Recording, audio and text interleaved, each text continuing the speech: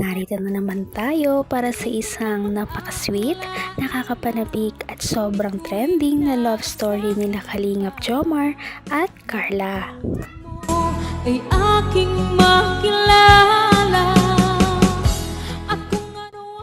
Para sa pagpapatuloy ng ating love story ay medyo kapanapanabik ang pangyayari sa kwento nila Kalingap Jomar at Ate Carla dahil parang dito na nga natin malalaman kung magpapatuloy pa ba ang kanilang love team dahil parang nagkakalaubuan na daw sila dahil sabi ni Kalingap Jomar na hindi na daw siya kinakausap ni Ate Carla. Ilang araw na daw silang hindi nagkaka-chat at dahil doon ay nag-alala na nga si Kalingap Jomar kaya tuluyan na niyang pinuntahan si Ate Carla. Pinuntahan niya ito sa kanilang school ngunit hindi niya na ito naabutan kaya naman hindi na niya natiis at pinuntahan na niya si Ate Carla doon sa isa pang tinutuluyan niyang lugar. Ang nais ko lang.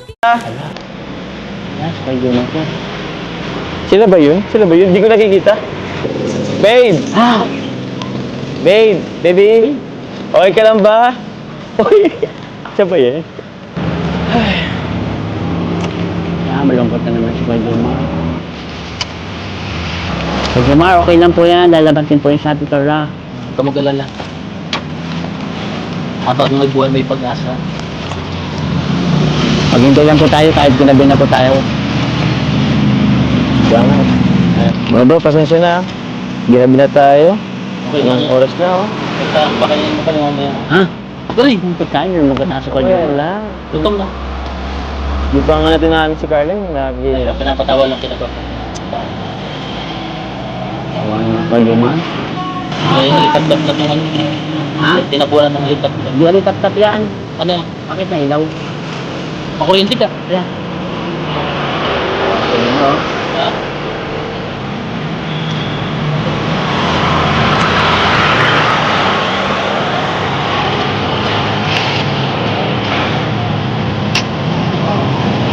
Kumusta ka, aking mahal? Sana ay nasa mabuti ka. Huwag mong intindihin, nakakaraos. Kung ano ako'y tanggap mo na. Hindi ka rin Makikita talaga natin kung gaano nagpupursige si Kalingap Jomar na talagang makipag-ayos o makausap man lamang si Ate Carla kahit na hindi niya alam kung ano na nga ba ang nangyayari sa kanilang relasyon dahil hindi na nga sila nagkakausap kaya hindi rin natin sigurado ang mga mangyayari. Huwag mong intindihin, nakakaraos din. Mga gabing mapanlawa, dinadaan sa awiting, nalulungkot ang damdamin, naaaliw na rin.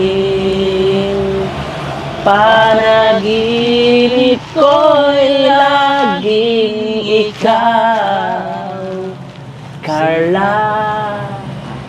Carla. Kahit na dilat yaring mata, kahit na malayo kay para rin kapiling ka, Carla. Carla. Kumusta ka? Ay, tapos ko na kaya to. Ay, wag. Baka magalit. Bakit? Ako may magalit. Baka ano? Ano naman to? Di yan. Hindi po. Di. Na. Ayan na po. Hala. Bakit? Pupunta natin, di ba? Hala, di pa nagbubukas yun. Ha? naman ang bawat panaginip ko.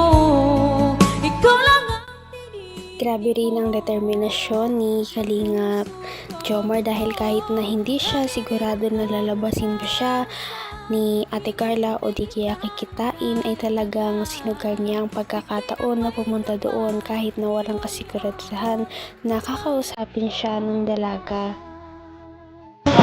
Alay! Uy! Yung ano, sige! Ha? Ayan na po. Oo, maano tong ano eh. Ala. Kami na. Baka magkaroon. Hindi yan. Pata natin yan. Hindi lang. Ito kasi. Ay. Super. Aray. Tao po! Carla! Oo, Rosan. Basta? Andiyan pa si Carla? Ba siya? Pwede bang pumasok? Ah? Sige, hindi kasi nag-chat eh. Walang reply. Ano po, di ba? Kung hindi tayo pumasok, hindi na sumanin si Carla dito. Andito daw pala eh. Andito sa taas. Nagbukas yung pinsan si Rosan. Oo. Ano yun? Pagkasan. Hindi pa lang tingin eh. Buong TV. O, tira yung ano mo, baka Ilaw, maubos ng ilaw. Oo. Ayusin mo. Ayusin mo pagkama. Ay, hawakan mo na ito. Ako din, siguro na ako. Baka hindi rin dito. Ano ka dyan? Ha? Uy! Huwag mo lang lamang. Walang lakas. Ba't yan? Tigil sa Ibalik mo yan. Hindi yan sa'yo. Tatlo. Para yun sa mga ano natin, sila ano, marusaan. Dito na yan. Pangkano nila yan, yun sa pambaon nila yan. Pangkain nila. Ay, una, para namang hindi kita nililibre na. Hanggang wakas ay tayo ng dalawa. Palagi kang naman ang isip ko. Mabuti naman at pinapasok na si Kalingap Jomar at nagkaroon na tayo ng kaunting pag-asa na magkakausap na silang dalawa. Ngunit sana nga talaga ay magkaayos na sila para naman maging masaya na ulit ang kanilang love team. Ano na kaya ang mga susunod na mangyayari? Pangkain nila. Ay, una, para namang hindi kita nililibre ng pagkain. Medyo ma, puro naman pala dito ha.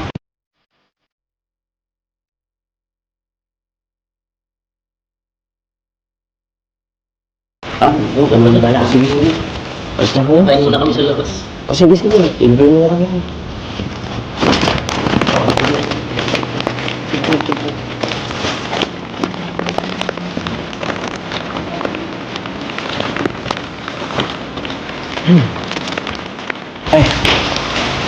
Ay, Carla. Hello po. Kumusta? Bakit? Ito ka naman ah. Tawag yan. Meron pala akong ano kayo, bigay sa'yo. Bulaklak. Ito, surprise ko sa'yo. Tapos yung isa. Kumusta ka? Okay lang po. Okay ka lang. Hindi kasi kita makontak kanina. Hindi ka man nagre-reply sa akin. Ano, okay ka lang ba? Talaga? Pasensya na po, madami po pasok ng ginagawa ko. Siya. Ano kasi Carla, galing kami kanina sa inyo, kila mama mo.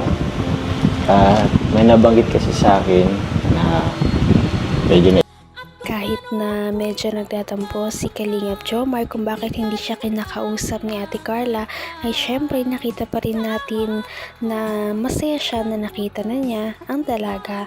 Kaya sana ay maayos na nila kung ano ba talaga ang nangyayari at magkalinawan na nga sila para naman magkaroon ng pagkapatuloy ang kanilang love team. Magkakaayos pa kaya sila o dito na magtatapos ang kanilang istorya?